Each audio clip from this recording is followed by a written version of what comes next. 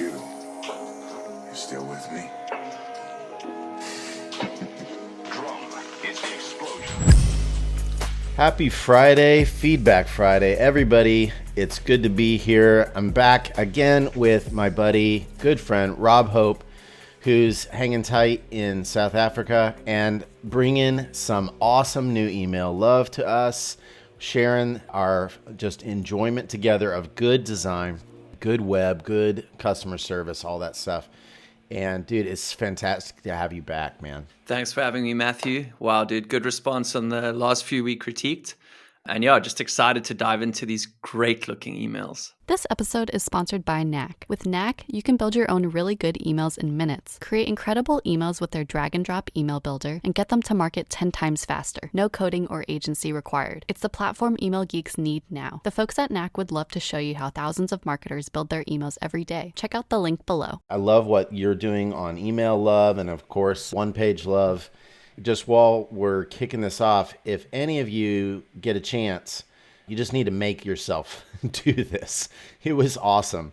I signed up and went through 100 days of digestible tips, 100 tips for landing pages. And many of you know that I think about emails as landing pages delivered. Man, just getting these tips into my inbox was awesome. So Rob's not paying me for this. I just think this is fucking great. Get your butts over there and check it out. It's so fantastic. Notice this ebook that's coming out with it, but this is free. Just get over there and sign up. You're going to love these tips. I was super impressed. Let's see how these folks over here on Wildist are using some of those great tips themselves. What is it that pops out here that really gets your attention about Wildist? You know, when these emails from Wildist pop in my inbox, they always demand my attention. You know, they just shine compared to everything else. So let's talk about pandemic. Everything's a webinar. Everything's online. I get so many of these webinar events, and this one arrives in the inbox and just looks completely different than the rest. You know, there's a few things that's noteworthy here. Is just a beautiful color scheme. This is the furthest thing from a generic load of text email on white background. This is a chosen color scheme. We've got actual photographs highlighting the maverick color used in the email, good white space, breathing room. Everything about this email screams these guys know how to design. I was thinking just now about the process by which they would have come up with this color scheme. Here's another color scheme, and we can just compare and notice, okay, this is one color scheme. Here's another. You know, what's consistent between these? Well, this dark green, sort of sea green background is consistent, but the orange is different. It's a different color in the last one. So it occurred to me that they may have had these two pictures with this really standout maverick orange, and how can we use that? And they use that as a defining characteristic throughout the email. And I thought, man, that's really smart. They could have just gone with anything. But in the same way, like you've probably heard me talk about this idea of design golf. Let's call it Frisbee golf because I hate normal sports. So Frisbee golf is a little bit edgier or weird. But the whole point of the game is get as few points as possible. And same with design golf, right? So you want to have as few types of fonts as possible, as few colors as possible, as few different white space settings as possible, as few differences. And every single difference you do have, every point you have needs to be doing a job. It needs to be serving something, right? So in this, they've done a great job of starting out super low design points by utilizing that orange as an action. I can actually click on these photos if that's drawing my interest. I can see that it's a webinar right away. I can reserve my spot. The orange is what is really grabbing my attention, and they use great hierarchy to do this. Okay, what is this? It's a free webinar. Who is involved? Charlie Savely, Alex Stroll, like two photographers photographing the wild. Oh, that's actually something I want to do. When is it? Okay, cool. I see that. I can reserve my spot. Let's learn a little bit more. Mark my calendar, but they do this interesting thing with two different type colors. I rarely think that this works, but they nailed it. And the reason it works so well is that they use so few colors, so few types within the email, they pull it off. And they actually pull off right aligned text, which is really rare to get right, you know? So obviously a designer has come in here and made this work, and it's just super consistent. It feels relaxing. And here's the other thing is their audience are visually oriented people who really are paying attention to visuals all day. You could not sell this workshop with a poorly designed email. It would not do nearly as well. So they just really seem like they know their audience. Totally. So, I mean, I want to add here that when you open up a webinar email and it's just another webinar in your whole list of meetings in the week, and this one pops up and you see these two orange jackets, you see that the CTA matches, and you're thinking, wow, these guys have thought this through and they've pre-planned this email before even getting to the stage of sending it. There's so much care and attention to detail here that it is going to translate into this actual webinar, and it's going to be worth my time. So that's it. It's just that little extra 10% they put in just to like finesse this color scheme and design. Maybe it started off with 6 colors, but there's 3 colors of type and 1 color in the background. And this is just so well thought out. There's no stone left unturned here. That's a great way to put it. It makes me think of that quote, "I'm sorry I wrote you such a long letter. I didn't have time to make it short," or something like that. And it's such a beautiful idea that it takes time to edit something down to that refined picture. And I think one of the things from a design perspective, when you're working on an email or any design, get the core information that you need to get out to people. Figure out what you can trim, especially in an email. Generally speaking, most emails need to be short and to the point, get focused. It's about really helping people understand the quintessential thing that you're trying to get across, the minimum viable content, and getting that out there and no more. You begin to lay out a design, and preferably a design system, a pattern, a way of using your emails that's consistent so that you can have variation, but you don't have to go back to the drawing board every single email. And then finish it and let it sit for a day and then come back to it. And almost every single time I do that, it's like, ooh, this would be a much better way of handling this piece of information. Change it up, and now we're ready. And especially once you get a design system going, then you can get things set up where really a marketer is able to leverage this content and get it out there. That said, there is one drawback of these emails. We'll get into the other one here in a minute as well. But Rob, we already talked about this. What's the main thing that these folks could be doing differently? We're talking about 4 images is this whole email. It's a pity, you know, there's such low-hanging fruit here when it comes to coding this up. When you break down all the elements here, it's not like it's a very complicated design. You know, there's a lot of white space around a lot of this text. So it really is worth their investment. We're talking about $149 a pop on a conversion here, and you're not willing to spend $149 to code up this email.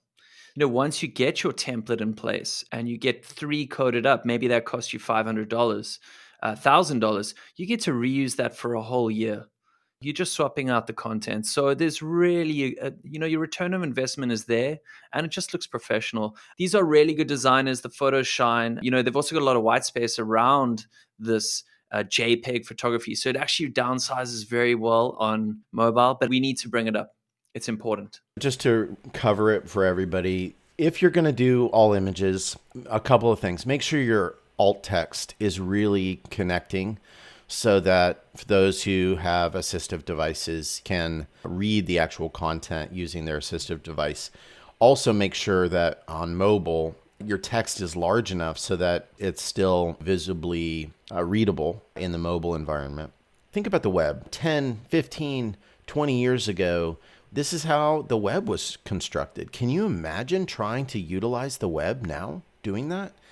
We are holding the email industry back when we continue to behave this way. And that means we are keeping a 0 or more from our salaries within the email space. The more that we push the tech of email, the more that we demand better tech, the better our industry will get and the more successful and the more money that will be spent within this category. So go and take that time, push your team to code up these emails. There's really so little friction between doing it right.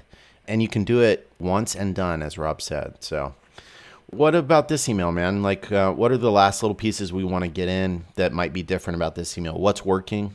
And is there anything you would change? I like to use this little mantra when it comes to landing pages. And as you say, emails or landing pages delivered is that they are giving the exact amount of information I need to act. It's pretty much trying to tell you with as little content as possible, not as much. They've identified that. So attention spans are low, too much information is noise. So they use one testimonial. That testimonial pretty much sums up the whole course brilliantly. So I really like how it's a less is more approach. One image of Chris here. There's nothing in this email that shouldn't be here. Again, like we said with the other one. So that's the consistency I want to just give props to with Wildist, is they've got this less is more approach. They don't put 15 images here. It's just a couple. And all of them are just beautiful. The consistency again, we've got ourselves an off-white color for paragraphs. We've got white headings. And then we've got these little stars yellow, which actually just stand out because there's so little colors used. You immediately see the 5 stars. You're scrolling down, I just see 5 stars. So yeah, brilliant choice of less colors. Also type size. Again, we've probably dealing with about 4 font sizes here. It doesn't look noisy, allows you to skim, breathe, loving it. It's I don't know if you've ever watched how the movie was made or things like that. I love to watch that kind of stuff. And one time I was watching the Coen brothers about how they made one of their movies, and one of the things that I thought was so funny is as they were talking through it, they were like, "Do you remember how this scene came together?" "No, I don't." "Like, that's crazy, huh?" And you're like, "What? This seems like such a genius moment that was so well planned." But I felt that when these stars, they're yellow. They seem so in line with the yellow out of this photo. Yeah, that yellow is not a mistake. They do this interesting thing where they just draw your eye down, like somebody's really thinking about what they're doing in this work. This is one of those things, like, why design? Why spend money on design? There's a couple of core reasons to me, and I'm interested in your thoughts too, Rob, but it's this quality of why would you spend so much on a product and then not dress it appropriate to the occasion? Let's say the equivalent would be some woman or some dude who has spent a lot of energy getting fit, being healthy, taking care of their body, and then they would show up to work or show up to a date or something like that, like in kind of messy sweats. That's incongruent, doesn't make sense. Why would you do that? So instead, really go the whole way and spend money, hiring a designer, thinking through the process of your brand, your communication, all of that, what I would call capital D design, not just visual design, but the entire structure of the thing. And it just makes everything feel so coherent. And that feeling, like I've heard it said that brand is the promise of an experience. I think it was somebody named Tedimer who said that. And the idea here is that with a different, less quality brand in this Wildist visual, you would lose the integrity of the power of the photography. It's really coming through here, and you really sense the quality, the integrity, the potency of the webinar that they're about to share with me. I have a real sense. I haven't seen any of these, but I'm genuinely interested in signing up. My dad and I are photographers. I'm thinking about doing it. And I would not normally do something that was just a webinar. I would want to do something in person, but of course during COVID. And I have tons of options to choose from. But I'm really leaning in this direction. Why? Because this design just says this has got to be really high quality. You summed it up. For me, design, it carries over the feeling that people care about the end product, like we said. So your assumption when you take in a shortcut in the final 5% here on your email delivery, it just gives me a feeling that maybe this course, maybe, you're on cheap hosting for your videos. Maybe this isn't your full-time thing. You're just experimenting. These guys, this is it. This course is the answer to my problem. And my problem is I want to learn how to take good photos outside. This just seems like a very polished, well thought out, scripted solution. This isn't Chris Burkett in the wild dialing in on a windy microphone, just giving you some tips extracted from some Instagram stories. This is Chris at a desk who took his time, and he's probably recorded, re-recorded. I just feel like the design here is going to translate into this end product 100%. These guys are the real deal. And yeah, that's design for me. So, when you start seeing little mistakes, let's talk about copywriting. What if business had a typo and it had 3 S's? That's for me, it's like these little flags, like, okay, maybe there's no one checking these emails. Maybe there's not a team, but I'm feeling like there's 5 people reading these emails before they go out.